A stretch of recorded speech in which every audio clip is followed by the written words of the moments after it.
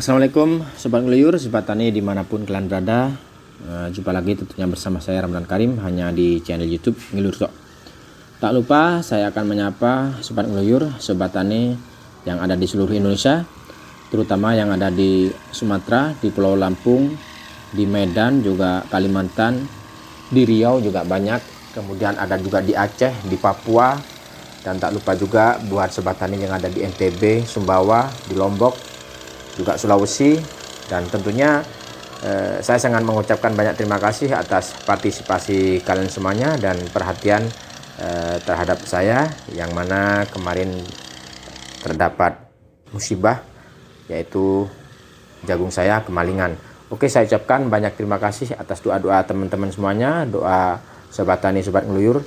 Semoga doa kalian semuanya diterima dan semoga ada balasan juga dari Yang Maha Kuasa. Amin amin ya robbal alamin.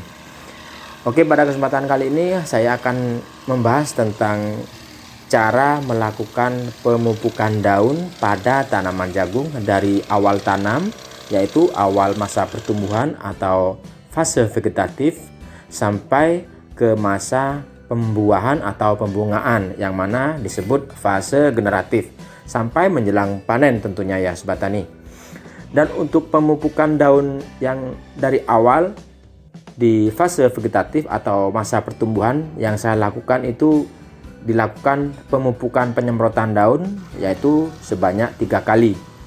Kemudian setelah melewati fase vegetatif atau fase pertumbuhan, yaitu dimana usia menjelang masa pembungaan atau pembuahan di fase generatif, yaitu pada usia 45 ke atas, yaitu 50, 60 itu sudah masuk fase generatif atau pembuahan. Nah, di fase itu saya juga lakukan pemupukan daun sebanyak 3 kali sampai menjelang panen. Pada pemupukan atas pada fase pertumbuhan, yaitu bisa dilakukan di usia 15 hari sampai 20 hari. Ini bisa dilakukan penyemprotan pupuk daun ya. Bisa menggunakan pupuk Gandasilde. Ini termasuk pupuk yang familiar ya. Ini di sini saya bukan promosi tentang pupuk, tapi saya ini menggunakan pupuk ini karena pupuk Gandasilde ini sangat bagus ya untuk masa pertumbuhan, terutama Gandasilde. Namun apabila ada pupuk yang lain, silakan ya teman-teman untuk pupuk fase vegetatif atau pertumbuhan. Untuk pupuk Gandasilde ini termasuk pupuk yang lama, yang kuno dan familiar di kalangan petani ya, termasuk petani cabai, petani yang lain. Ini pupuk Gandasilde sudah sangat familiar dengan kandungan nitrogennya yang tinggi dan sangat cocok untuk tanaman jagung yang masa pertumbuhan. Tapi jangan lupa ya Sobat Tani, bisa dicampur dengan insektisida maupun fungisida untuk pencegahan jamur maupun hama ulat.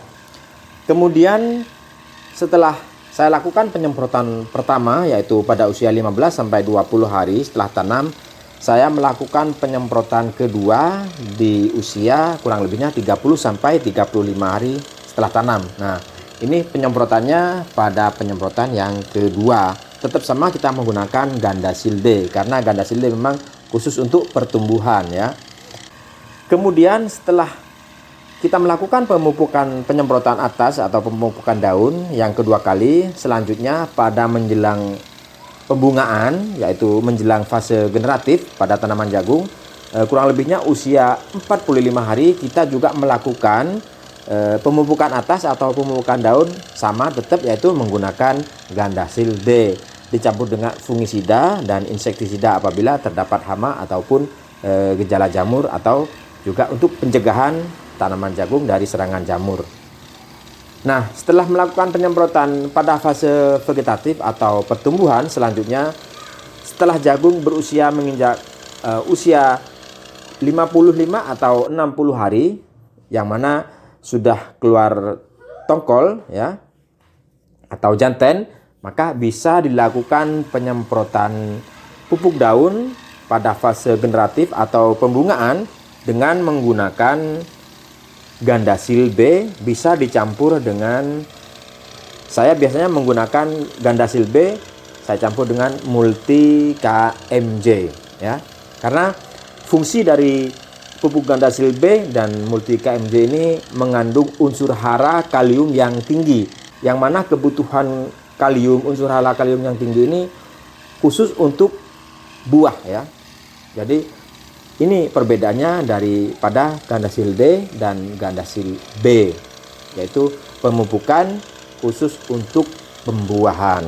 Nah, kemudian selanjutnya setelah pada usia tanaman jagung menginjak 75 hari atau 80 hari, bisa dilakukan pemupukan daun yang kelima. Kalau kita hitung dari pertama ya, jadi pemupukan daun yang kelima. Atau kalau kita lihat pemupukan di fase generatif atau pembungaan, ini termasuk pemupukan yang kedua pada fase generatif.